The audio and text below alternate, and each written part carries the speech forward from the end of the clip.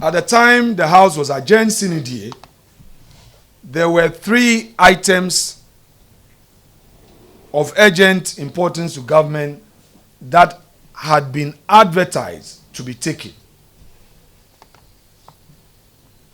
They were advertised on the order paper of the day. And these were the items. 1, the adoption of the 34th report of the Appointment Committee on His Excellency the President's nomination for appointment as ministers, regional ministers, and deputy ministers. 2, motion on additional financing agreement between Government of Ghana and the IDA for an amount of $150 million to finance the ongoing Greater Accra Resilient and Integrated Development Project, also known as the GHOne.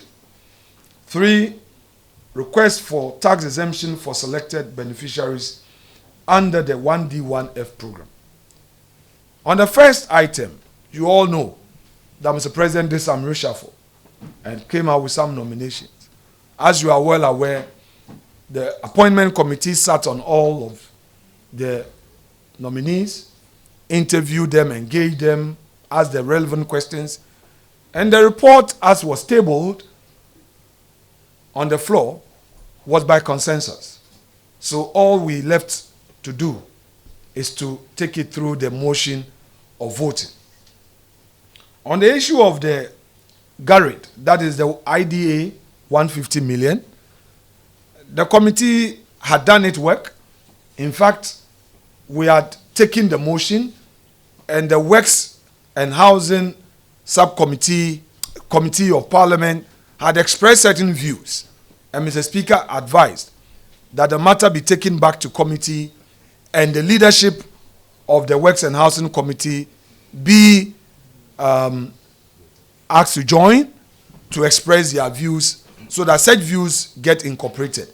In fact, this was done, and all that is left is for this item to be taken so that government can access this concessional facility to show up our forex. We all know the situation with our city, and these are things that if we are unable to speedily deal with, would affect our economy. In the financial sector, it's a speculative sector. And if these things are not managed well and we allow things to remain in the limbo, it affects the government and the country. The final thing is the 1D1F. We are all aware unemployment is a major issue in this country. In fact, political parties mount campaigns on issue of unemployment and promise job creation. We all know that job creation can never be guaranteed in the public sector. If we over-rely on the public sector for job creation, our economy will crash. There's going to be consumption, and no investment.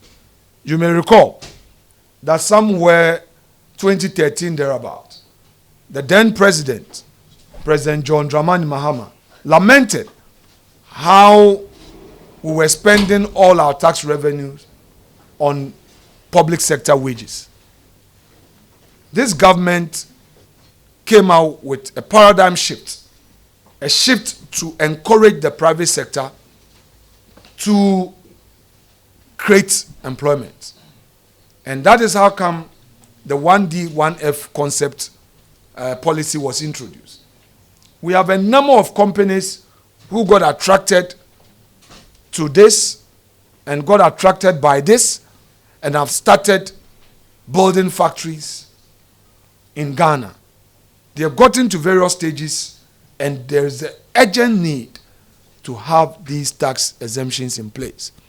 It is not a freebie. It's not a gift. It's not that government is wasting money instead of generating money. It is rather gifting money to the private sector.